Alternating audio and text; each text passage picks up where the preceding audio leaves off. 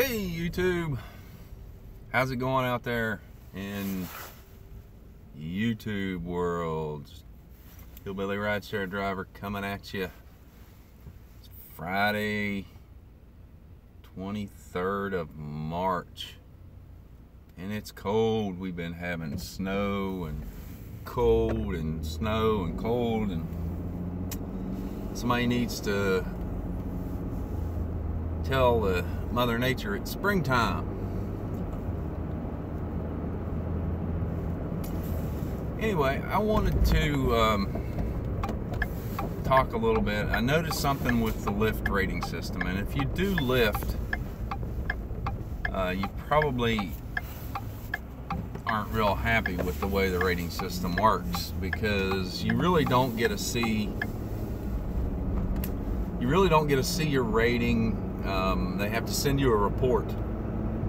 They send you a daily or weekly report, and shows basically your rating, tells you how many 5-star ratings you got, and where you stand, what your rating percentage is, what your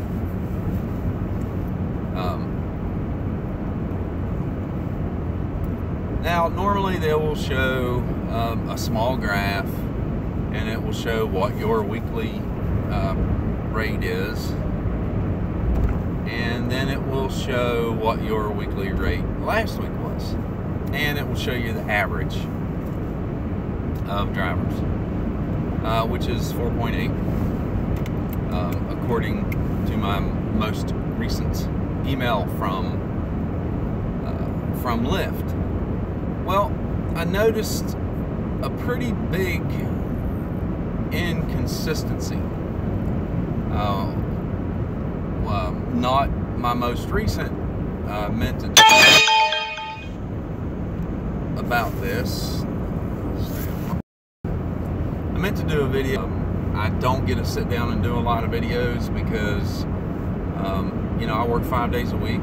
I've got life outside of Uber and Lyft, and usually I'm in my truck or car, and that's the best opportunity when I'm driving or when I am in my vehicle to pop up a live video stream.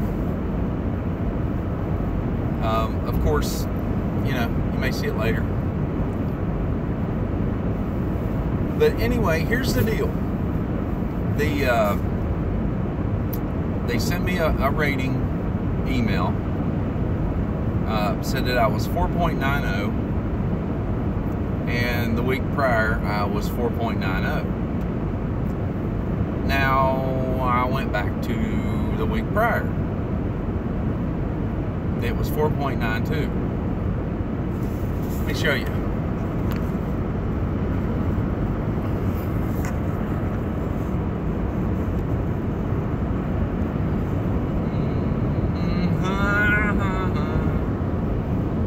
Just take a look at Lyft, shall we?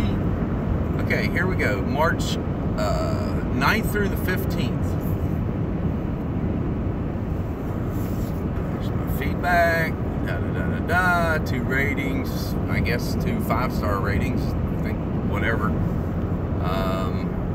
How you can improve, blah blah blah. There you go. Your rating this week, 4.90. Your rating last week, 4.9. Okay, let's back up. Let's look at the week before that, March 2 through 8. Remember, it said my last week's rating was 4.90. Look at that, it's 4.92. So what up? What up, Lyft? And by the way, hey, Dark Road Run, somebody else I think popped in there too. I don't know, I'm not sure, maybe it was just Dark Road Run. Hey man, been trying to catch up on some of your videos. You've been popping them out there, buddy. But yeah, their inconsistency with this rating deal. You know, the email before said that I was 4.90 and the week before was 4.92 or 4.90 also. But it's not. It's 4.92. what in the world? Do they not know how to count? Or what? Does it even matter? Personally, I don't even think it matters. They send this crap out once a week, and, you know, unless you want to, you know, you don't get a live feedback for it. You can rate the passenger or not rate the passenger. Yeah, I know which passenger it was, but I don't get that many Lyft rides. Hang in there. I'm going down through a little bit of a dead spot. It should pick right back up if I lose video quality. So far it says I'm good, but I know which passenger it was, and to top it off with, that ride even resulted in a parking ticket I got in the mail the other day. It's kind of bullshit, which anyway, that's a whole other ball game, but different story. But the passenger, if you don't rate you have 24 hours to rate the passenger. If you don't rate the passenger, they automatically get 5 stars. Okay, then why don't we get 5 stars automatically if the customer doesn't rate us? What, you know, what's up with that? Yeah, well, that's Morgantown. That's something I'm gonna want to talk about, because Morgantown is a university town. In this particular area, a couple blocks on a street called High Street, it's all college bars. If it wasn't for the college, none of those businesses would even exist. And they are hell on wheels when it comes to tickets. I mean, I didn't even realize I violated any parking violation. I was just dropping someone off. I dropped them off according to Lyft at 6:46, and the ticket was supposedly written at 6:45. So, you know, I was literally dropping them off. And apparently where I pulled off, there was a turning lane. One other time I got a $157 ticket. Yeah, that's a whole, anyway, probably since, I don't know, first of the year, I probably donated $200 in tickets to Morgantown. So I personally will not be dropping or picking anyone up on that street whatsoever. They can either come to me when I get within a block, wherever I find a park, or they can cancel the ride. It isn't worth it isn't worth. The one ticket was $157, and it was a Friday night. I was shooting for 200. I think it was Friday night. I was shooting for 200 that night, and then I was going to call it a night. I was at 181, got a $157 ticket, and I'm just like, damn, time to go home. This ride, I wasn't even in Morgantown. This person wanted to go from another town to Morgantown. So I drove up, dropped this chick off, and left. So I lost out big time on that one. But, oh well, you know, it's a parking ticket. It's kind of weird. I don't know, but it's I guess they're, I don't know if they're targeting Lyft and Uber drivers, because I mean, I literally was there for a minute, so who knows?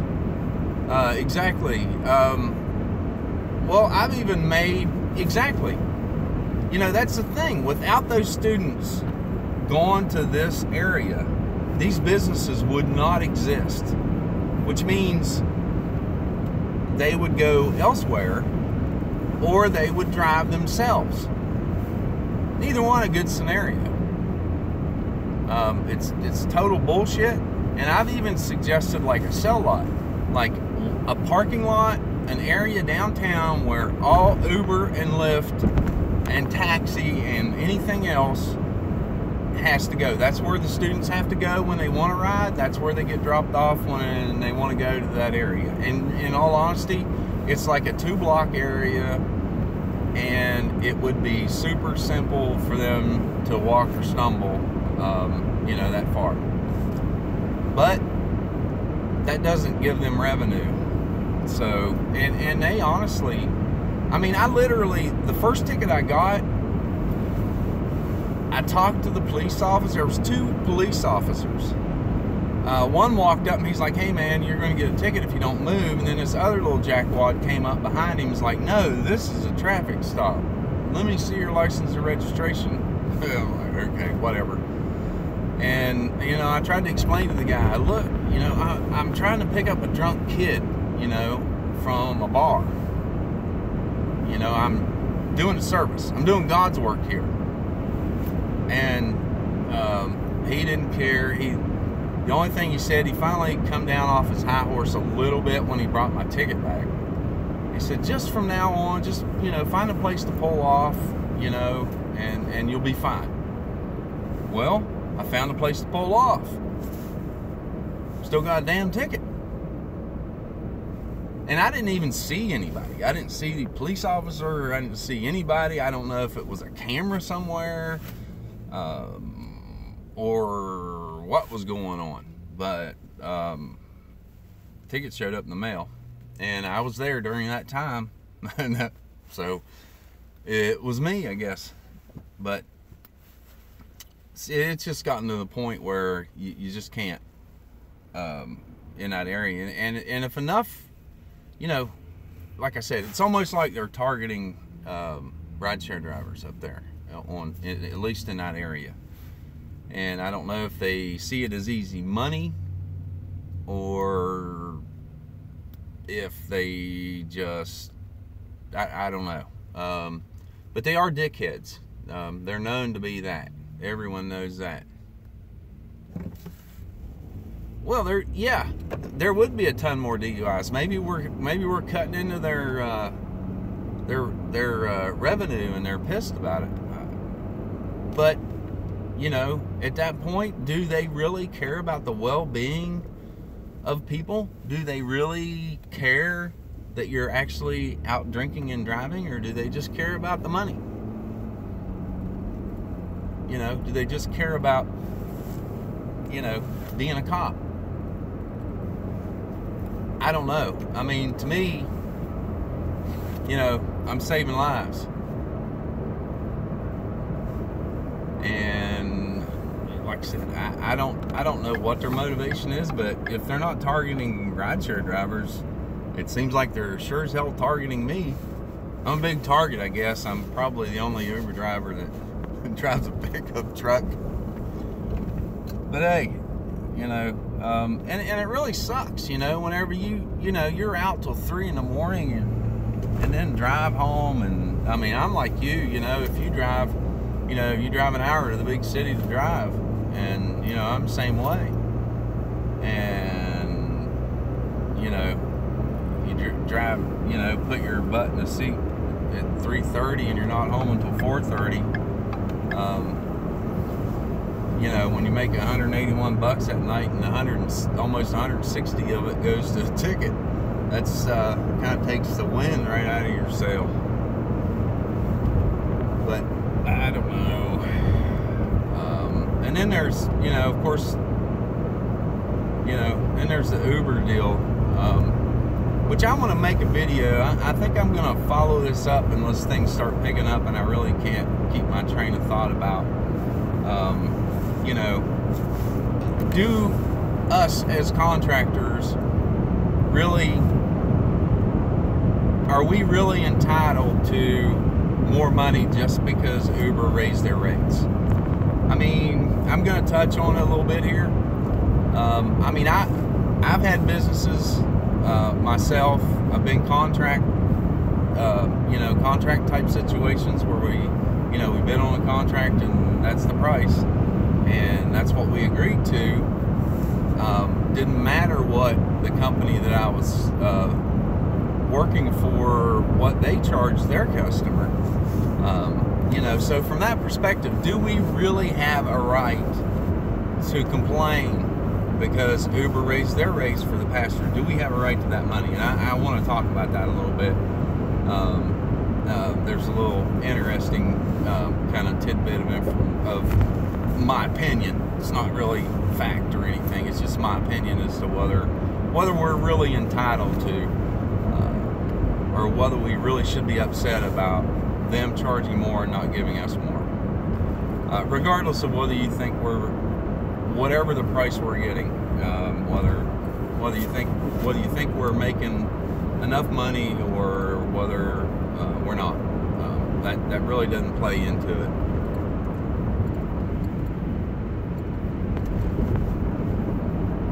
Well, that's sort of where the screw starts to turn.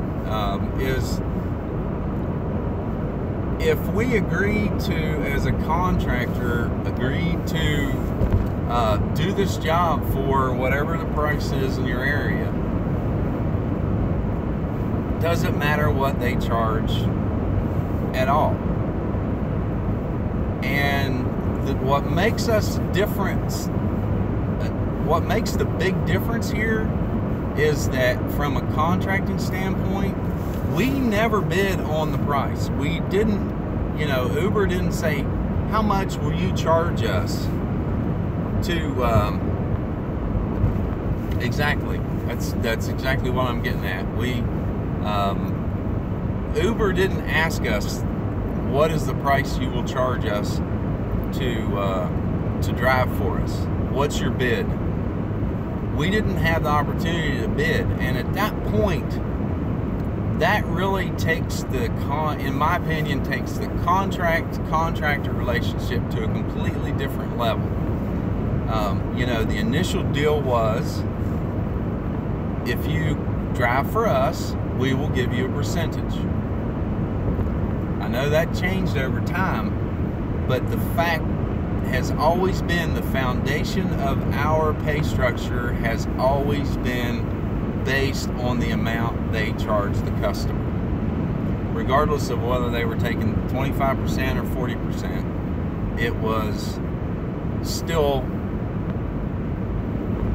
some basis of that. And that is really, and they've taken that away, really. I mean, the user agreement some time back took that away and said, hey, you're not entitled to more money just because the two aren't tied together. But the real complaint for me is the fact that I did not bid a price. I had no say in the matter. I wasn't asked, how much will you charge us to drive for us? So, the deal was percentage. We'll take a cut based on a percentage. Now there isn't even that. So yes, bottom line is, yeah, we have a right. We have every right to be pissed, because that's going to that can affect how many rides we get. That can affect it could affect whether they take a damn taxi instead. I have no idea what the rates are for the taxis. Everyone complains about them being too expensive, but is Uber now as expensive as a taxi? I don't know. That would, and then on top of that, you have the tipping deal. If they're charging more, there's probably going to be less money on the table for tips. And a lot of times, the difference between a good night and a bad night is tips. Especially here, because you get 6-7 rides a night, and if you're not making tips, I'm not making money. It's that simple. The other night I made the rides totaled like $60 on a Saturday night, and I had more than that. I had $60 cash tips. So and then there was a few bucks thrown in on the app.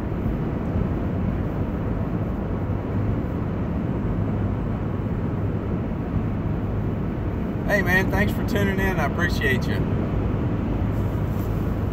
Have a good one. Be safe out there. I know it's only like 3 o'clock out on your coast. But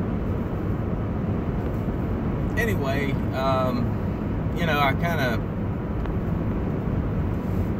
kind of spoken my piece about the whole Lyft rating thing.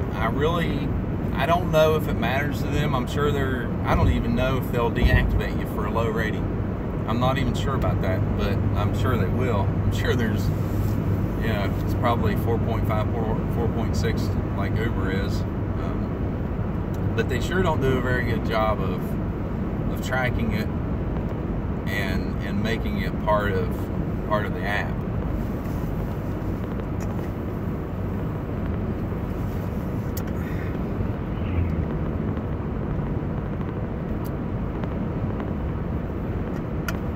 All right, I think that has pretty much come to a conclusion. Since there's no one watching at the moment, there again, shout out to Dark Road Run for tuning in. He went out to go to work himself. Hope he makes a lot of money. And